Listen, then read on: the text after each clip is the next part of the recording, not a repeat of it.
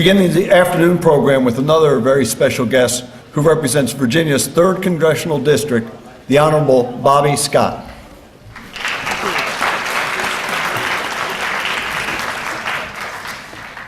Thank you, Patrick, and good afternoon.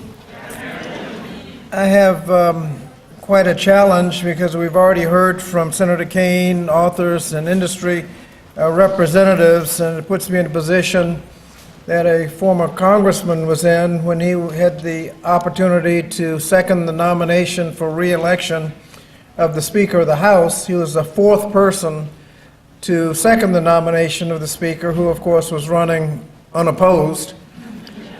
And he said, "My colleagues, all that need to be said has already been said. However, all that need to say it haven't already said it." And so I have to follow all of them, and also I have the added challenge of trying to keep you awake right after lunch.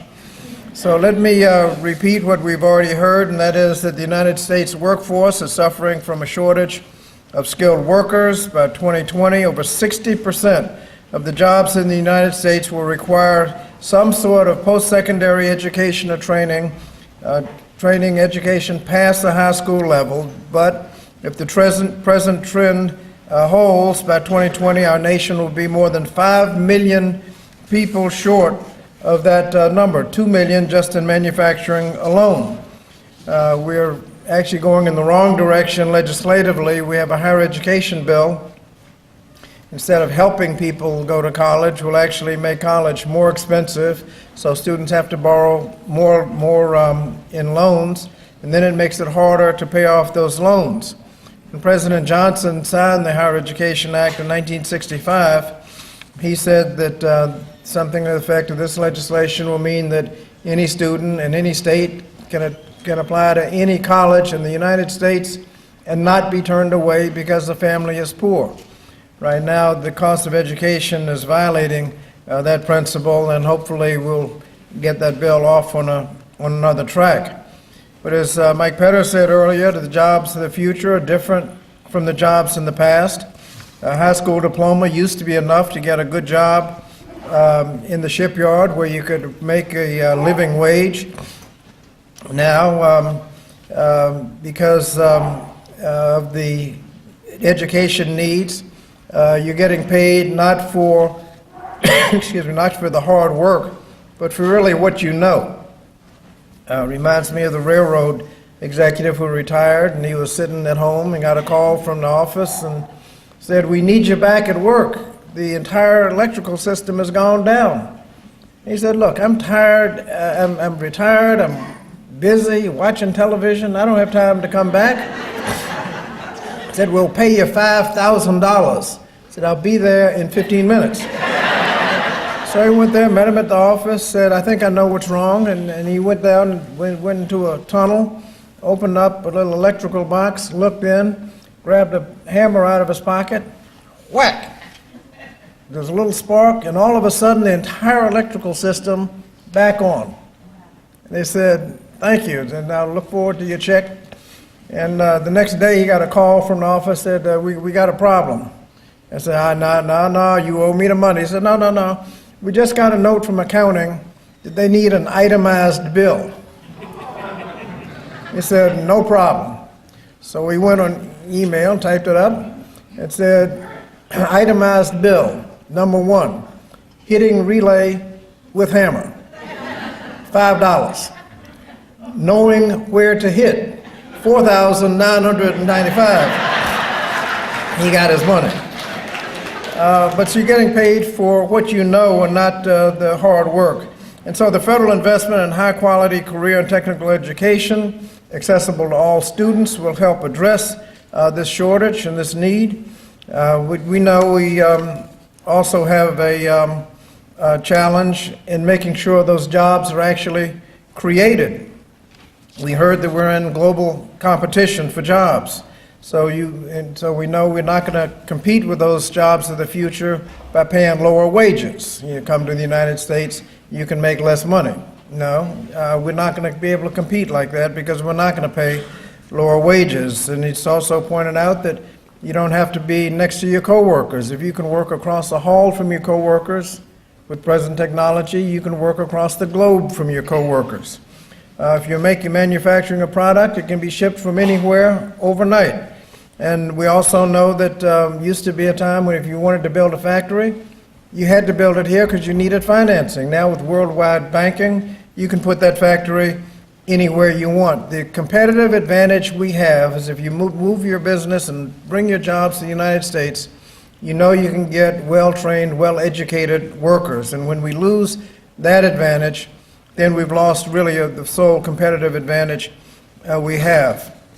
We also have to make sure we're educating people for the jobs of the future. Unfortunately, that's a moving target. You can just ask bank tellers what happened to their jobs. Used to be you had to go to the bank about every week to cash your check or deposit your check. Most people don't go inside a bank all year. And so you don't have the bank tellers that you used to have. You don't have people at the airport. You used to have a whole lot of people checking you in. Now you check yourself in. The only thing you need an employee for is to affix the baggage label to your suitcase. So you don't have the number of people there because of technology. Artificial intelligence is going to make life difficult for a whole category of workers. When driverless cars, that's the next target. Driverless cars are going to eliminate millions of jobs. Taxi drivers, truck drivers are going to lose their jobs because the truck doesn't need a driver anymore. Delivery and whatnot is going to be done not by driving a car, but by the driverless car bringing it to you. So we have to make sure that we're actually training people for the jobs that will actually be there. Mr. Crawford said that any job where you don't actually have to be on site is vulnerable to elimination. And so we need to make sure that we not only create the jobs, but we have to make sure that we're preparing people for the future jobs, and it's important to make sure that today's CTE programs are doing that. And it's also important that the CTE programs not be reduced to the vocational education of the past. CTE must engage students with an integrated curriculum, core academic content, real work, real world work-based relevance, and we have to make sure that those students who are taking CTE programs aren't in a rut that they can't get out of. Used to be if you chose shop in the 10th grade, that was it for the duration.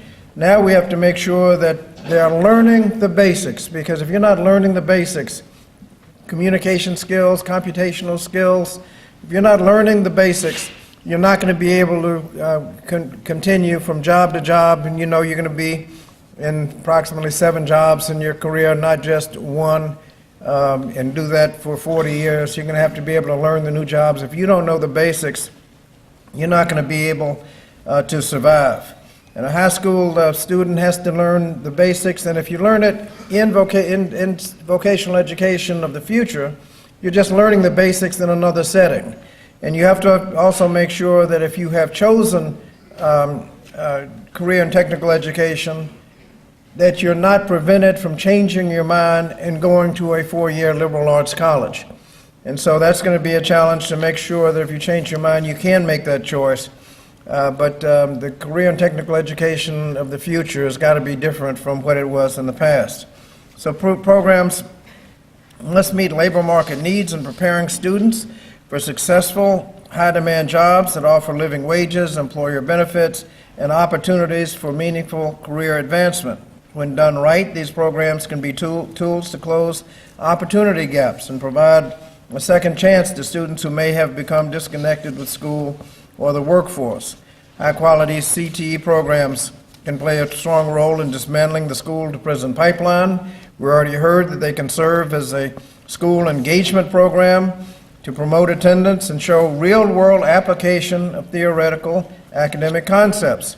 The clear, real-life application of CTE courses should help students recognize career opportunities that they may have seemed otherwise unattainable or irrelevant. Such CTE programs can also serve as reentry programs for giving juveniles leaving detention facilities a better chance to reintegrate into society and an educational system.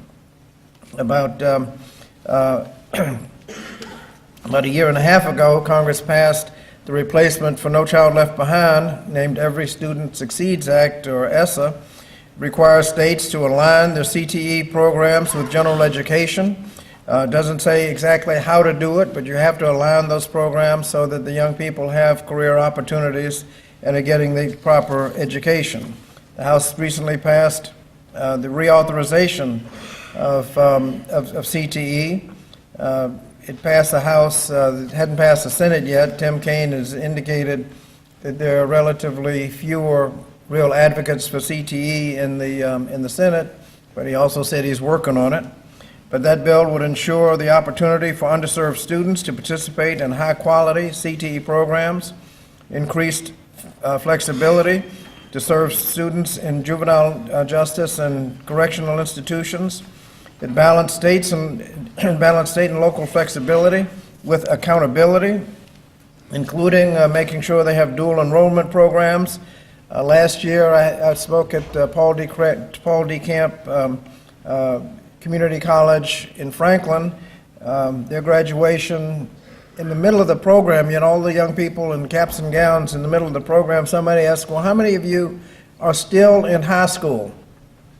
And about a third of the hands went up. People getting certificates so they can go right to work, or the couple had associate's degrees, but most had completed a course so that they would be ready for work. Make sure we improve collaboration between employers and educational institutions. There's a collaboration between NASA and the Virginia Community College system. That's a great example of CTE in action. The community college students on a technician or engineering track are able to participate in a 10-week on-the-job summer program that exposes them to NASA career opportunities and real-world application in the STEM fields. They receive a stipend, what we might call earn to learn, and have the ability to gain permanent positions at NASA with NASA contractors or enter some other NASA program. The House CTE bill would also support work-based learning programs such as high-quality registered apprenticeship programs. There's a bipartisan recognition that registered apprenticeships are a proven model to create good jobs. And there can be really good jobs. As I won't name him, former governor, not Tim Kaine, but a former governor had just been sworn in and went over to the governor's mansion and noticed that there was a plumbing problem. Rather than call general services, because he knows you got to get 3 low bids and maybe weeks before he did what somebody else would do, he just called a plumber. Plumber came over, looked at the situation, went out in the truck, grabbed a couple of tools, fixed it up, and in 15 minutes he was finished. Handed the governor a bill, $150. Governor said, $150? Good God Almighty, you here 15 minutes? $150? 15 minutes? That's $600 an hour. When I was practicing law, I'd never charge anybody $600 an hour. And the plumber said, well, Governor, I know what you mean, because when I was a lawyer, I never charged anybody $600 an hour either. In recognition of the good jobs in apprenticeships, the fiscal year 2018 omnibus budget included $145 million in investing in registered apprenticeship programs. But more can be done. That's why I'm supporting the Leveraging Effective Apprenticeships to Rebuild National Skills, or the LEARNS Act, which would provide a sustained investment in registered apprenticeship programs and pre-apprenticeship programs. It would also encourage these apprenticeship programs to coordinate secondary and post-secondary institutions, including high-quality CTE programs. So, ladies and gentlemen, when students have access to quality CTE programs, they're more engaged, less likely to drop out of school, they become more college or career ready, and I'm encouraged that everybody in this room who sees a pathway to a high-skill career as an opportunity to improve educational equity for vulnerable students, we're pleased to see that you're here today, and you can count on Tim Kaine and myself to continue to support you on the federal level as we look forward to continued collaboration. Thank you very much.